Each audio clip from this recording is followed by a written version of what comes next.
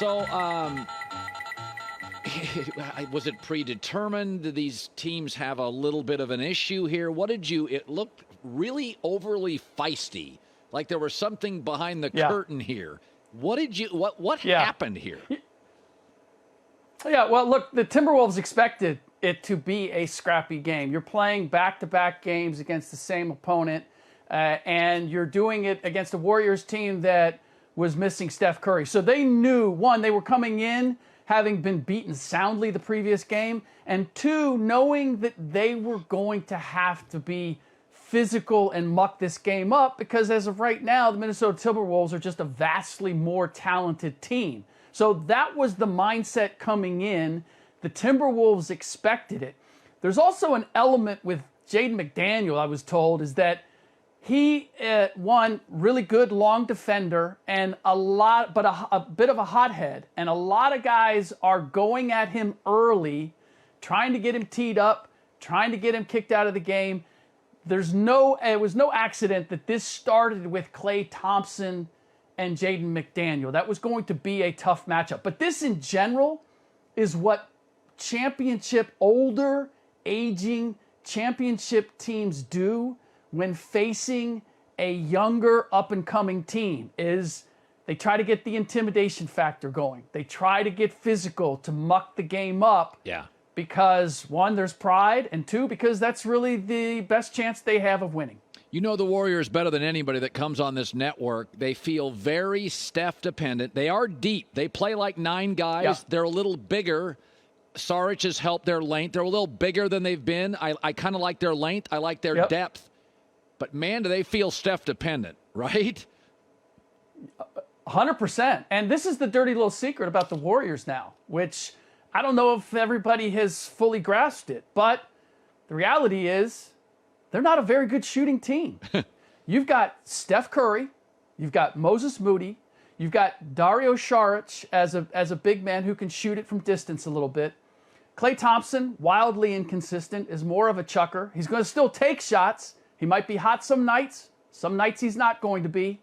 And then you look at the rest of the team and where you're going to get it. Jonathan Kuminga, can't count on him as a shooter. Draymond Green, no. Andrew Wiggins at this stage, streaky at best and has not been good this season. So when you look at the array of pieces that they have, Kevon Looney, another one, we think of them as the Splash Brothers and this amazing offensive juggernaut. They're a better defensive team than they are an offensive one right now. And that's probably the biggest concern, is I don't know how they necessarily fix that issue that they don't have enough three-point shooters. James Harden, Clippers are 0-5. The chemistry, they're a bad fourth-quarter team. J-Mac argues they'll get it right eventually. I do love the way Paul George is playing. Will they get it right eventually? Because they're not good at closing games out right now. Yeah, I don't see it, to be honest with you. The names are bigger than the games. Paul George said the other, I don't know if it was last night, but recently, that hey, we got 4 really good guys. We'll find a way to get this done. And he's right. You have 4 really good guys. You don't have great guys anymore. Kawhi Leonard is good, not great anymore, not dominant. Russell Westbrook, good, not great. James Harden, good, not great. Paul George is the one among the 4 who actually looks like he can have great nights, but he also looks like someone, and this has been consistent with his career, who is a victim of his own talent. He played hero ball last night, took 2 threes at times where they weren't necessary down the stretch as they were closing it and trying to get back into this game.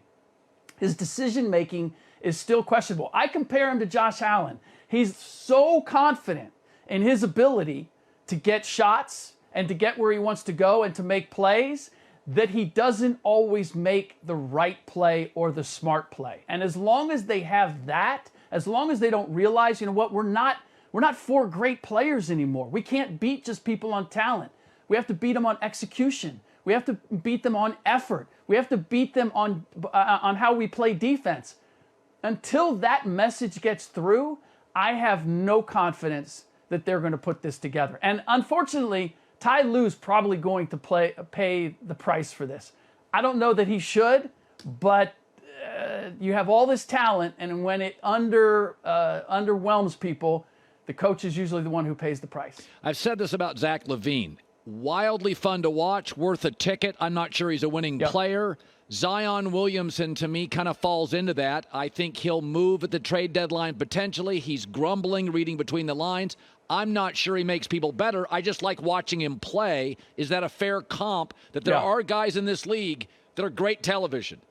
They're not necessarily making you win more, but they're productive and great TV.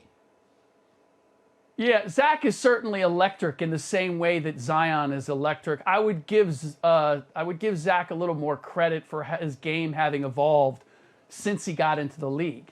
That's my biggest issue with Zion, and I've called it out before and been told by people in the Pelicans organization. He doesn't work on his game, not to the level that you would expect. Does he work out? Has he tried to get in shape? Sure, all of that. But he's taken 149 field goal attempts this season. Only one of them has been beyond 16 feet. Wow. And that was a missed three-pointer. Like, his entire game is 10 feet and in.